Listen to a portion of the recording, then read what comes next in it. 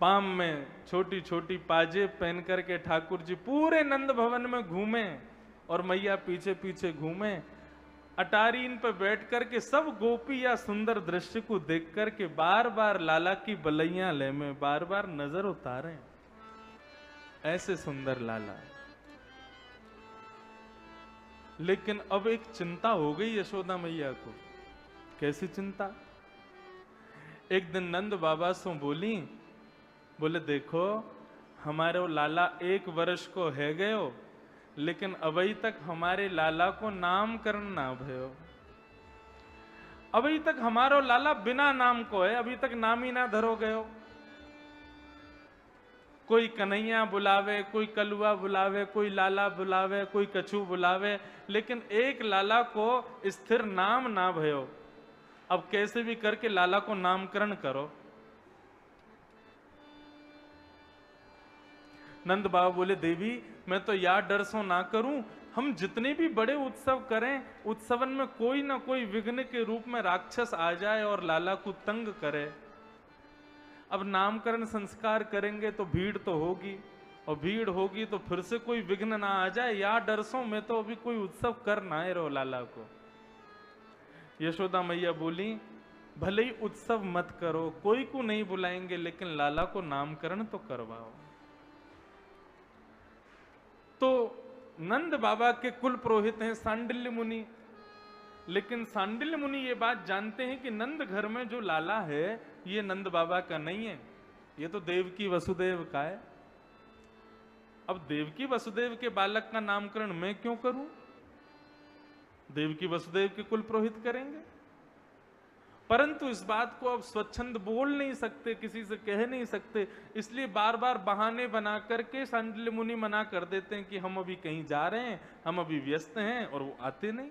परंतु आज वृंदावन में आगमन हुआ, गोकुल में आगमन हुआ श्री गर्गाचार्य जी महाराज का, जो कि देवकी वसुदेव के कुल पुरोहित हैं। गर्गाचार्य जी का आगमन हुआ, नंद भवन पर पधारे। अब तो महाराज इतने बड़े विद्वान संत आते हैं तो सब स्वागत करते हैं उनका। नंद बाबा ने स्वागत किया। बाबा ने अपने मन का भाव गर्गाचार्य जी से कहा कि महाराज मेरे घर में 2 बालक हैं, लेकिन अभी तक इनको नामकरण संस्कार नहीं भयो है। सांडिल्य मुनि बहुत व्यस्त हैं, यदि आप हमको आज्ञा दो, अनुमति दो, तो हमारे बालकन को नामकरण आप कर दो। गर्गाचार्य जी बोले बिल्कुल कर देंगे, लेकिन ज्यादा हल्ला मत करवाना कि हमने नामकरण किया। बोले कि महाराज हम गौशाला में नामकरण का कार्यक्रम रखेंगे, पड़ोसियों को भी नहीं बुलाएंगे, आप तो बस हमारे बालकों का नामकरण कर दो। गर्गाचार्य जी महाराज बोले कल का दिन बहुत अच्छा है, कल की तिथि बहुत बढ़िया है, कल आपके बालकों का नामकरण कर देंगे। आज रात्रि हम यहीं विश्राम करेंगे और कल सुबह गौशाला में आपके बालकों का नामकरण कर देंगे। यशोदा मैया बोली आपकी प्रसाद के लिए क्या व्यवस्था करूं? गर्गाचार्य जी बोले मैया हम किसी के हाथ को बनो भयो भोजन ना पामे, हम तो खुद बना के अपने ठाकुर जी को भोग लगामे फिर वाकू पामे। हम तो मैया स्वयं बना करके स्वपाकी हैं, स्वयं बना के खाएंगे। आप हमको सामान दे दो, हम खुद बना लेंगे। मैया ने ला करके सब सामान प्रदान कियो, चूल्हो दे दियो, गोबर को चौका लगायो, सब बर्तन दे दिए, सारी सामग्री दे दी। बोले महाराज प्रेम से प्रसादी बनाओ, ठाकुर जी को भोग लगाओ और पाओ। गर्गाचार्य जी महाराज ने बढ़िया सुंदर दूध की उसमें केसर डाल करके और उसमें बढ़िया बादाम पिस्ता आदि डाल करके बढ़िया खीर बनाई, और खीर बना करके, अच्छा खीर भी कौन सी बढ़िया लगती है? पतले दूध की खीर बढ़िया नहीं लगती, वो गाढ़ा गाढ़ा दूध हो जाए, बिल्कुल रबड़ी जैसी खीर लगे, तब आनंद आता है खाने में। वैसी खीर बनाई और उसमें केसर पड़ जाए तब तो कहने ही क्या। अच्छा एक बात बताएं, अपने घर में ठाकुर जी का जब भी भोग लगाओ तो थाली में मिष्ठान जरूर रखा करो और मिष्ठान वाले भाग को ठाकुर जी के सामने रखा करो। जैसे थाली में यहाँ पे नमकीन है, यहाँ पे सब्जी है, रोटी है, रायता है आदि, जहां मिठाई रखी हो मिठाई वाला हिस्सा ठाकुर जी की तरफ रखा करो। ठाकुर जी सबसे पहले जब भोजन करते हैं तो पहले मिठाई खाते हैं। एक कथा सुनाएं। राजस्थान में भगवान का एक मंगल स्वरूप विराजमान है, श्रीनाथ जी महाराज। उन्हीं श्रीनाथ जी के रूप में हमारे लाल जी हैं, श्री गिरधर लाल। पीछे देखवे में तो बहुत बड़े लग रहे हैं, लेकिन वैसे अगर देखोगे तो हमारे हाथ से वो छोटे हैं, बहुत छोटे से हैं। जन्माष्टमी वाले दिन रात्रि में जब यहाँ पर कथा का क्रम होगा, महाराज जी अनुमति देंगे तो लाल जी भी यहाँ विराजेंगे, उनका भी दर्शन सबको हो जाएगा, सबको आनंद मिलेगा। वैसे हमारे लाला कथा सुने ना है, हमारे लाला को कथा सुनने में आनंद ना आवे, और हम कथा में ठाकुर जी को लेके जाते भी नहीं है। कथा जहां भी होगी वहां जरूर आएंगे, लेकिन कथा मंच पे ठाकुर जी नहीं आते। क्यों? लोग पूछते हैं आप ठाकुर जी को क्यों नहीं लाते कथा में? तो मेरो भाव ऐसो रे, मैं कमरा से यहां आ गए हो, ठाकुर जी अकेले होंगे कमरा में, अकेले नहीं होंगे, सारे यार मित्र सब प्रकट है गए होंगे वहां पे, और ठाकुर जी खूब उधम मचा रहे होंगे, कभी बिस्तर पर पौड़ रहे होंगे, कभी कहीं कूद रहे होंगे। वहां इतने सारे मिठाई के डिब्बा हैं, सबको खोल खोल के देखेंगे कहाँ है कहाँ नहीं है। 4 घंटा बेचारे ठाकुर जी को अकेले रहवे को मिले, खूब उधम मचा में, और 4 घंटा बाद जैसे ही सुनते होंगे आरती है रही है, सब मित्र सब चले जाते होंगे, ठाकुर जी फिर खड़े हैं जहाँ में, सब व्यवस्थित कर देते होंगे, बिस्तर ठीक कर देते होंगे, सब डिब्बा विब्बा जो खोले हैं सबको व्यवस्थित कर देते होंगे। तो या हमारे हम 4 घंटा ठाकुर जी को उनके सखान के साथ छोड़ दें कि ठाकुर जी आनंद करो, थोड़ी देर खेल लो। तो राजस्थान में श्रीनाथ जी का मंदिर है। ये गोवर्धन नाथ का स्वरूप आज से 500 वर्ष पहले राजस्थान चला गया। वहीं श्रीनाथ जी के बगल में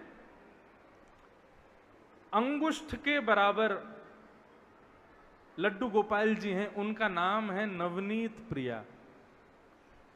नवनीत कहते हैं मक्खन को, प्रिय कहते हैं जिसको प्रिय है, अच्छा लगता है, नवनीत प्रिय, तो उनका नाम नवनीत प्रिया। वो श्रीमद वल्लभाचार्य जी महाराज के ठाकुर जी हैं।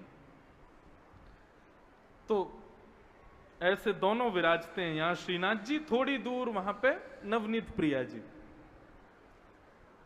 दोनों का भोग कैसे लगता है?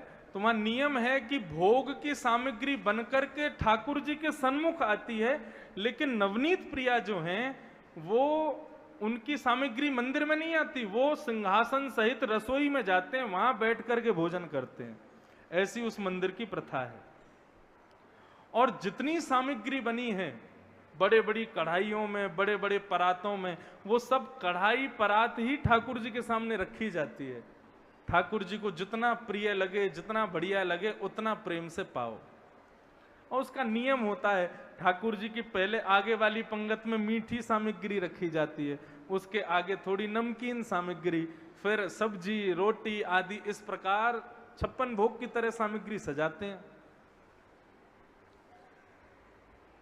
तो आज पुजारी जी से गलती ये हो गई कि ठाकुर जी के सामने मीठी सामग्री की जगह उन्होंने कढ़ी रख दी, और कढ़ी के बाद में फिर मीठी सामग्री और नमकीन आदि वो सब आगे रख दिए, और ठाकुर जी के सामने भोग रख करके और किवाड़ बंद करके पुजारी जी वहां से चले गए। छोटे से ठाकुर जी सिंहासन पर बैठ करके भोग लगाते हैं। अब जैसे ही भोग का समय पूरा हुआ, पुजारी जी लौट करके आए, आकर के जैसे ही उन्होंने रसोई घर का दरवाजा खोला, भीतर प्रवेश किया, तो क्या देखा, सिंहासन पर ठाकुर जी हैं ही नहीं। अब छोटे से ठाकुर जी कहां चले गए? सब जगह खोजें, सामग्री उठा उठा करके देखें, ठाकुर जी कहीं ना मिले। अंत तो गत्वा इतनी भीड़ इकट्ठी हो गई, अरे भैया लाल जी कहां चले गए, ठाकुर जी कहां चले गए। पुजारी जी बोले एक काम करो, छन्नी लेकर के आओ, जितनी भी रसीदार यहाँ पर सामग्री है सबको छान छान के देखो कहीं ठाकुर जी गिर तो नहीं गए। सब छान छान के देखे, लेकिन जैसे ही कड़ी को छाना उसमें ठाकुर जी मिल गए। पुजारी जी बड़े प्रसन्न हुए। पुजारी जी ने ठाकुर जी को हृदय से लगाया, बोले अरे लाल जी, आपको कड़ी इतनी बढ़िया लगी, इतनी बढ़िया लगी कि कड़ी में कूद गए। रसोई घर में जाकर के कह दिया, भैया कल से रोज कड़ी बनेगी। हमारे ठाकुर जी को कड़ी बहुत बढ़िया लगी। अब तो रोज कड़ी का भोग लगे और कड़ी ठाकुर जी के सामने रखी जाए। 1 दिन, 2 दिन, 5 दिन, 10 दिन, 15 दिन तक रोज कड़ी ठाकुर जी को खिला रहे हैं। एक दिन रात्रि में जैसे ही पुजारी जी सोने के लिए अपने कक्ष में गए तो ठाकुर जी उनके स्वप्न में प्रकट हो गए और रोने लगे जोर जोर से। पुजारी जी बोले, ठाकुर जी आप रो क्यों रहे हो? हे लाल जी, मुझसे कोई अपराध है गयो, आप रुदन क्यों कर रहे हो? मेरी सेवा में कोई कमी नहीं, बताओ। ठाकुर जी बोले, 15 दिना है गए, 15 दिना से रोज मुझको कड़ी खवाए रहे हो। मैं थक गयो, मैं हार गयो, परेशान है गयो कड़ी खा खा के। अरे लाल जी, हमने तो यूं जानी वादना आप कड़ी में कूद गए, आपको इतनी बढ़िया लगी तो हमें लगी आपको कड़ी पसंद होगी, हमारे रोज कड़ी बना रहे हैं। ठाकुर जी बोले, मुझको कड़ी पसंद है, या हमारे कड़ी में ना कूदो मैं तो काय को कूदे फिर? बोले, मैं यामारे कूदो क्योंकि आपने मीठी सामग्री खीर मोसों दूर रख दई, मैं वाकू खावे के काजे जैसे ही उतरो तो कड़ी में गिर गए हो, और आपको ऐसा लगे कि मुझको कड़ी बहुत पसंद है, या हमारे आप रोज मुझको कड़ी खवा रहे हो। अरे मैं तो खीर खावे के काजे बढ़ो, लेकिन बीच में ये निगोरी कड़ी पड़ गई, वहां में गिर गए हो, मैं डूब गए हो वही में। तब से आप रोज मुझको कड़ी खवाए रहे हो, लेकिन मुझको कड़ी नहीं, मुझको तो मीठो पसंद है, मुझको मीठो पवाए करो। पुजारी जी रात में उठ करके इतना रोए, सुबह उठते ही आज पूरी सामग्री मीठी बनाई, रोटी भी मीठी, पूड़ी भी मीठी, सब मीठा ही मीठा बनाया। ठाकुर जी को मीठो बहुत भाव है, तो इसलिए ठाकुर जी के भोग में मीठी सामग्री जरूर रखे करो, ठाकुर जी को भाव है। अब तो गर्गाचार्य जी महाराज ने बढ़िया खीर बनाई, और खीर बना करके ठाकुर जी के सन्मुख रख करके अपने शालिग्राम भगवान के सामने रख करके, और गर्गाचार्य जी महाराज नेत्र बंद करके माला जपने लगे। जब तक एक माला पूरी नहीं होती तब तक वो भोग रखते ठाकुर जी के सामने। त्वदीयं वस्तु गोविंद तुभ्यमेव समर्पयेत् ग्रहाण सुमुखो भुक्त्वा प्रसीद परमेश्वर। अब गर्गाचार्य जी ने खीर तो रख दी, आंख तो बंद कर ली, लेकिन उस खीर की सुगंधी भीतर खेल रहे नंद नंदन को आने लगी, नन्हे से कन्हैया को आने लगी। खेलते खेलते कन्हैया रुक गए। बलराम जी बोले, लाला कहाँ गए हो, रुक क्यों गए हो? ठाकुर जी बोले, अरे भैया आज देखियो एक भक्त आयो हमारे यहाँ गर्गाचार्य। बोले अच्छा, तो फिर? बोले वहां ने बड़ी बढ़िया वाली खीर बनाई है, और खीर बना के भोग लगावे के काजे मुंह को बुलाए रहे हो है, आप आज्ञा दो तो मैं जाके खाऊं। बलराम जी बोले, लाला जल्दी जा और जाके खूब प्रेम से पइयो, और यदि बढ़िया लगे तो मुंह को भी बुला लियो, मैं भी तेरे संग खाऊंगा। ठाकुर जी बोले ठीक है। और गुटमुन चल करके ठाकुर जी गए, और बाहर जाकर के गर्गाचार्य जी के शालिग्राम भगवान के सामने रखे हुए खीर के पात्र को उठा करके ठाकुर जी उसको पाने लगे प्रेम से। जैसे ही पाने लगे, गर्गाचार्य जी ने यहां पर अपनी माला पूरी करी, जय हो मेरे शालिग्राम भोग पूर्ण भयो। जैसे ही नेत्र खोल के देखा तो ठाकुर जी के सामने तो खीर का पात्र है ही नहीं। गर्गाचार्य जी बोले, अरे भैया खीर को पात्र कहां गए हो, भोग कहां गए हो? इतने में ही देखो थोड़ी दूर नन्हे से बाल कृष्ण हाथ में खीर को पात्र लिए, पूरे मुंह पे खीर लगी हुई है, और प्रेम से मुस्कुरा करके खीर पा रहे हैं। 2 दतुइयां ठाकुर जी की दिखाई दे रही हैं, खिलखिल करके हंस रहे हैं और खीर पा रहे हैं। गर्गाचार्य जी पहले तो मुस्कुराए, और फिर मुस्कुरा करके यशोदा को बुलाए। अरे यशोदा मैया, निक सुनियो, यशोदा मैया दौड़ी दौड़ी आई, कहा भयो महाराज? बोले तुम्हारे नेक्से से लाला ने हमारे ठाकुर जी को भोग झूठो कर दियो, खा गयो सबरे भोग है। अब तो मैया दोबारा खीर बनानी पड़ेगी, दोबारा गोबर को चौका लगाना पड़ेगा, दोबारा से सब व्यवस्था करनी पड़ेगी, तुम्हारे लाला ने झूठो कर दियो। यशोदा मैया बोली बाबा क्षमा कर दियो, लाला ने छोटो है, मीठी वस्तु देख ले तो याते रहो ना जाए, खा जाए वाकु तुरंत, आप दोबारा बनाओ और मैं सब व्यवस्था कर दूं। फिर से व्यवस्था की, फिर से खीर बनाई, फिर से ठाकुर जी के सामने रखी। यशोदा ने ठाकुर जी को पकड़ करके फिर से भीतर आंगन में बलराम जी के पास छोड़ दिया।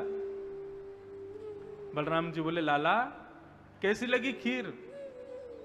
बोले भैया खीर तो बहुत बढ़िया ही, बहुत मीठी, लेकिन भक्त बहुत बेकार है। बोले क्यों? बोले भोग बनावे के भोग लगावे के काज मुंह को बुलावे, लेकिन मैया से फिर मेरी शिकायत कर दे। कोई बात ना लाला, तू तो भक्त वत्सल है ना, कृपा कर दे। ठाकुर जी फिर खेलने लग गए। अब गर्गाचार्य जी ने फिर से खीर बनाई, ठाकुर जी से क्षमा मांगने लगे। बोले जय हो भगवान, नन्नो बालक है, वासे अपराध है क्यों, आप क्षमा करो, आप फिर से भोग लगा। फिर से भोग पधरा करके जैसे ही माला जपने के लिए बैठे, ठाकुर जी भीतर खेलते खेलते फिर रुक गए। बलराम जी बोले लाला अब कहां गए हो? बोले भैया भक्त ने फिर से खीर बनाई है और फिर से बुला रहा हूं मुकू, और अब की बार मिश्री कछू ज्यादा डाल रही है, ज्यादा सुगंधी आ रही है मुकू। तो लाला कहा करेगा? बोले एक बार और खाया हूं। बोले जा खा के आ। ठाकुर जी फिर से गुटमुन चल करके गए और जाकर के गर्गाचार्य जी के ठाकुर जी के सामने रखी खीर का पात्र फिर से उठाया और फिर से ठाकुर जी पाने लग गए। गर्गाचार्य जी के अब की बार नेत्र खुले, जैसे ही देखा कि खीर का भोग फिर से खा लिया बालक ने। अब तो उनको गुस्सा आ गया। यशोदा हम जा रहे हैं अपने ठाकुर जी को लेके, कहीं और रहेंगे। अरे महाराज आप ऐसे क्यों कर, देख तेरो बालक बार बार आके हमारे भोग को झूठो कर दे, ठाकुर जी के भोग को झूठो कर दे, उच्छिष्ट कर दे। हम यहां नहीं रहेंगे, हम कहीं और रहेंगे जाकर के, हम जा रहे हैं अपने ठाकुर जी को लेके। यशोदा मैया चरणों में बैठ गए, बोले नहीं महाराज क्षमा कर दो, लाला हमारो थोड़ा ऊधमी है, नेक चटोरो है, खा गए हो, क्षमा कर दो, मैं आपको कमरा में बंद कर दूंगी, अब के नहीं आवेगो, आप फिर से बनाओ। ठाकुर जी को उठा करके कमरा में ले गई मैया, कमरा में जाकर के गेट बंद कर दियो और यहां दोबारा सामग्री देकर के गर्गाचार्य जी को पूर्ण व्यवस्थित किया। नन्हे से कन्हैया कमरा की खिड़की पे खड़े हो गए और खिड़की के दोनों बाएं पकड़ करके और वहीं से गर्गाचार्य जी को निहार रहे हैं गुस्से में, और गुस्सा करते हुए कह रहे हैं बाबा अब की बार बोला तू नहीं, तो को हमने पूतना वारे हाथ दिखा दिए तो हमारा नाम भी कन्हैया नहीं, तू बुला तो सही। और बाहर बैठे गर्गाचार्य जी भी टेढ़ी नजर से ठाकुर जी को देख रहे हैं, बोले शैतान बालक बार बार आके भोग झूठा कर देता है। ठाकुर जी भी इशारे में कह रहे हैं अब के बुला तो सही। अब की बार खीर बनाई, खीर बना करके फिर से ठाकुर जी के भोग के लिए रखी और क्षमा मांग के बोले ठाकुर जी क्षमा करियो, बालक ने झूठो कर दियो, अब की बार भोग लगाओ, अब नहीं आवेगो बालक। और जैसे ही अब की बार भोग धरो है त्वदीयम वस्तु गोविंद, जैसे ही नेत्र बंद करके माला जपने बैठे, ठाकुर जी धीरे से उतरे, किवाड़ को जोर से खोला, गुटमुन चल करके बाहर आए, खीर का पात्र उठा करके जैसे ही मुख में लिया, गर्गाचार्य जी को लगा कि हो ना हो ये बालक फिर से आ गया।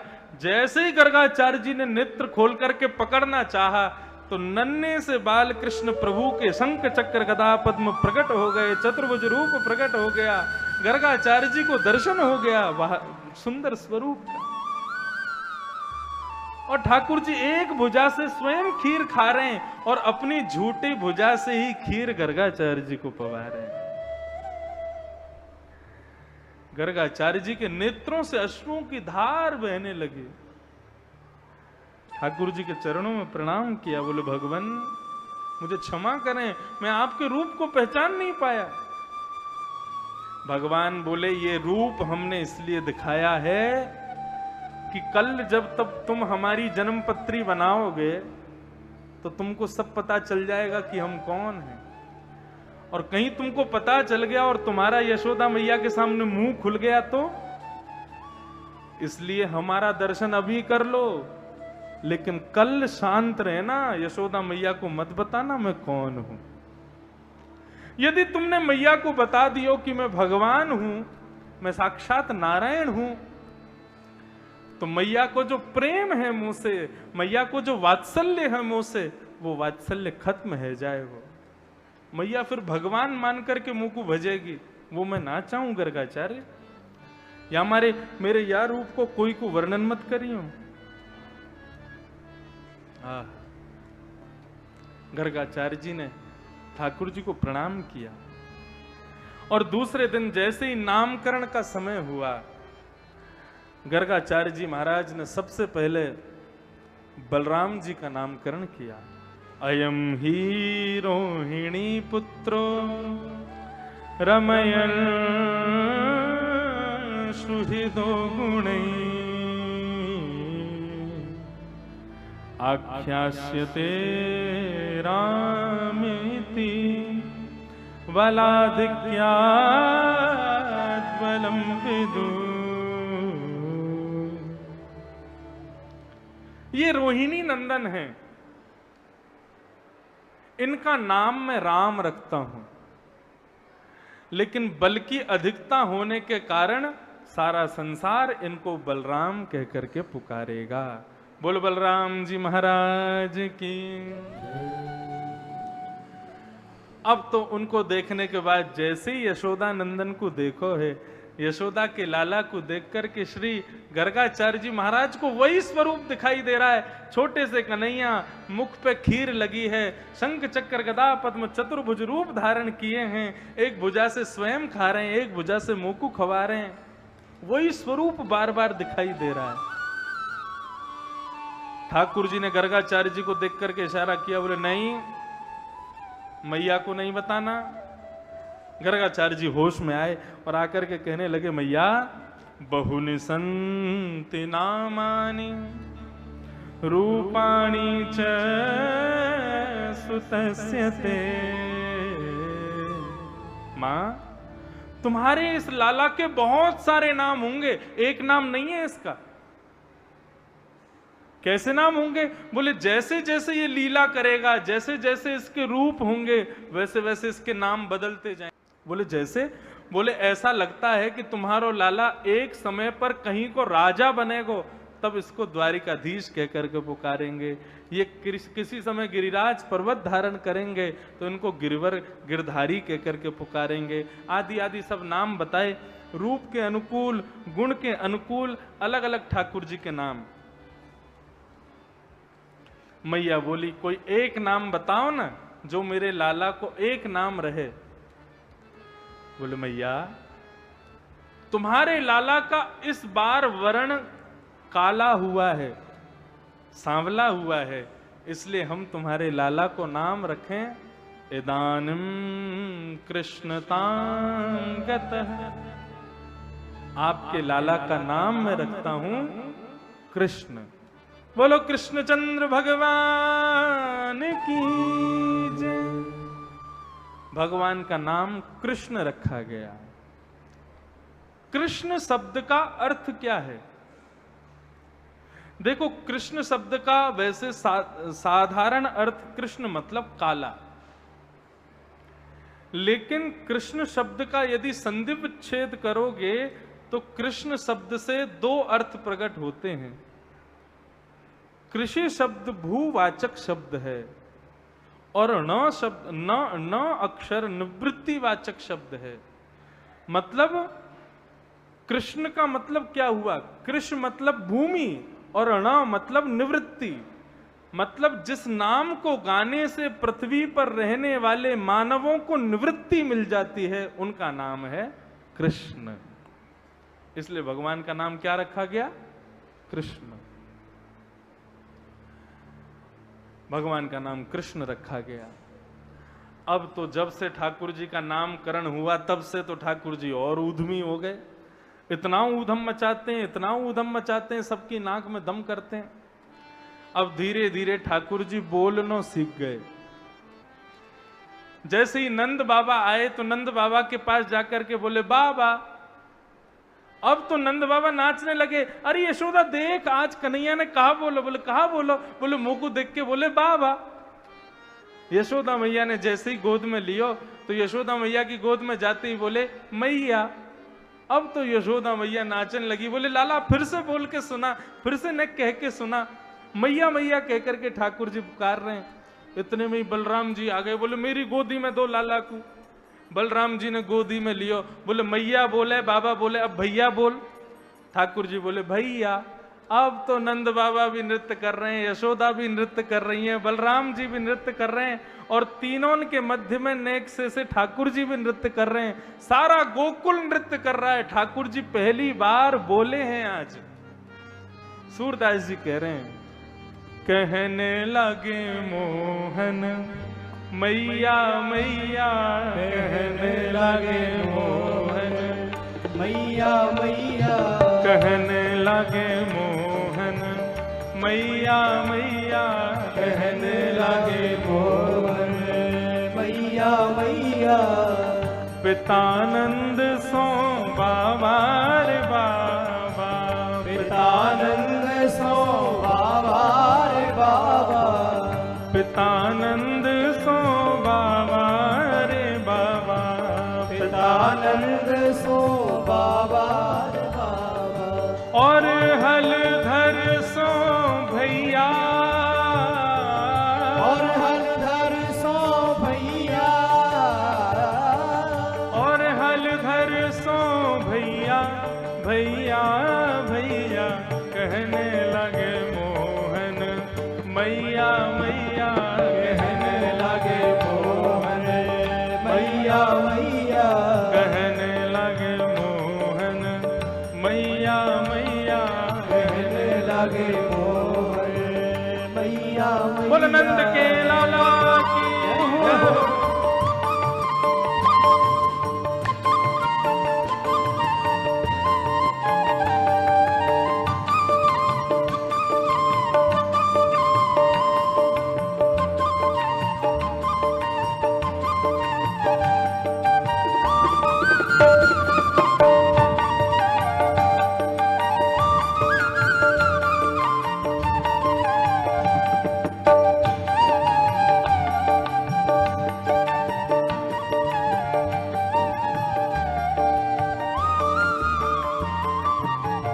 ऊंचे चढ़ चढ़ कहती यशोदा, ऊंचे चढ़ चढ़ कहती यशोदा, ऊंचे चढ़ चढ़ कहती यशोदा, ऊंचे चढ़ चढ़ कहती यशोदा।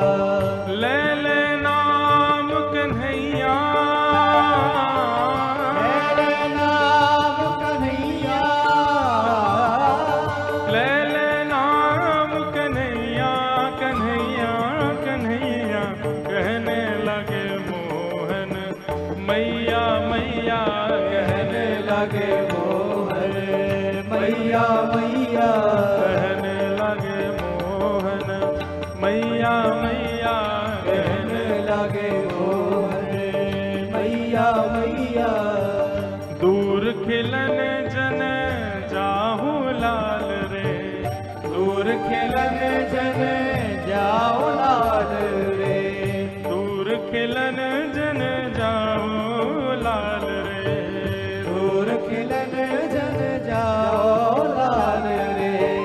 मार्ग काहू की गैया, मार्गी काहू की गैया,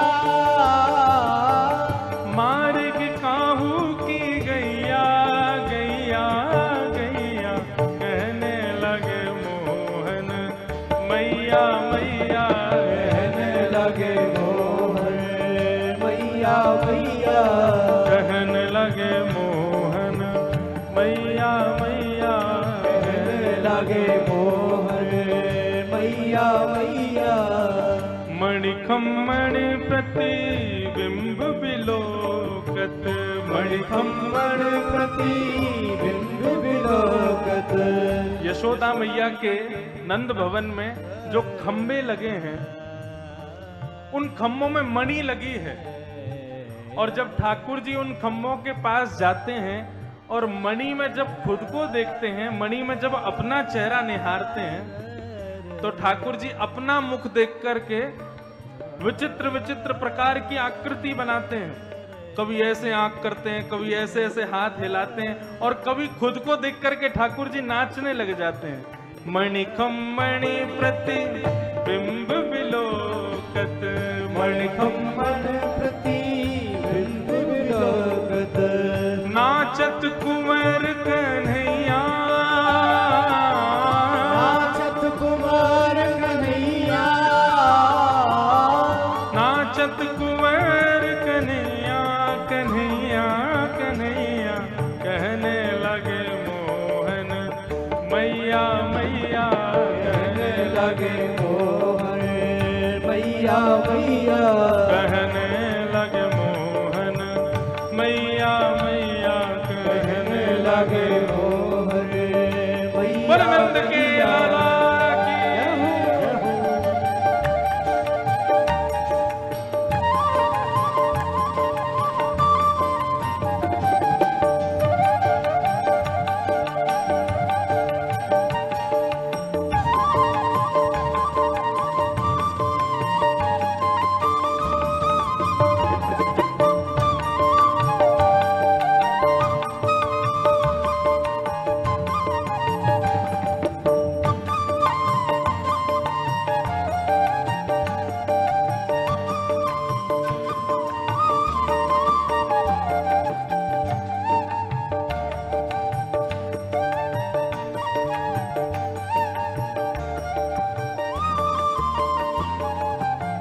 सूरदास प्रभु तुमरे तरस को, सूरदास प्रभु तुमरे दर्श बिन, सूरदास प्रभु तुमरे तरस को, सूरदास प्रभु तुमरे दर्श बिन। चरणन की बल जैया,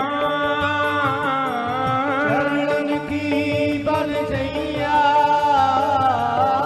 चरणन की बल जैया जैया जैया, कहने लगे मोहन मैया मैया, कहने लगे मोहन मैया मैया, कहने लगे मोहन मैया मैया, कहने लगे मोहन मैया मैया, कहने लगे मोहन मैया मैया, कहने लगे मोहन मैया मैया, वो कहने लगे मोहन मैया मैया, कहने लगे मोहन